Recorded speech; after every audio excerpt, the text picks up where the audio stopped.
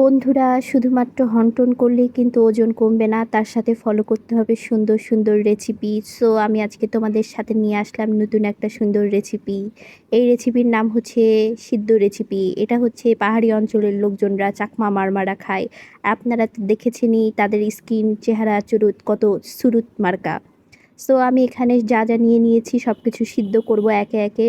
আর এইদিকে আমি হচ্ছে একটা ভর্তা বানাই নিয়েছি, পেঁয়াজ, মরিচ, লবণ দিয়ে আর সরিষার তেল দিয়েছি সামান্য। ফার্স্টে আমি এখানে একটা ডিম সিদ্ধ করে নিয়েছি, তারপরে আমি এখানে পেঁপে আর কাঁকরোল সিদ্ধ করতে দিয়েছি। তারপর সুন্দর করে ঢাকনা দিয়ে দিব ঢেকে। তারপর সুন্দর মতো সিদ্ধ হয়ে গেলে পেঁপে আর কাঁকরোলকে আমরা সুন্দর করে আস্তে আস্তে তুলে নেব।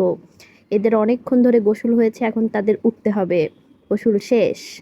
এরপর আমরা চলে যাব ঢেঁড়স বাবাজির কাছে, ঢেঁড়সকেও একটু গোসল করাবো সুন্দর মতো। এরও গোসল কমপ্লিট হয়ে গেলে একেও উঠিয়ে নিব। তারপরে আমাদের রান্না করতে হবে ভাত। আমি এখানে জাস্ট ১ মুঠ চাল নিয়েছিলাম। ১ মুঠে যতটুকু হয় আমি ততটুকুই খাবো আজকে। জানি না বন্ধুরা মেইনটেইন করতে পারবো কিনা, তবে চেষ্টা করছি, শুরু করেছি। যাই হোক, এই হচ্ছে আজকে আমার দুপুরের লাঞ্চ। কেমন লাগলো বন্ধুরা কমেন্টস করে জানাবেন।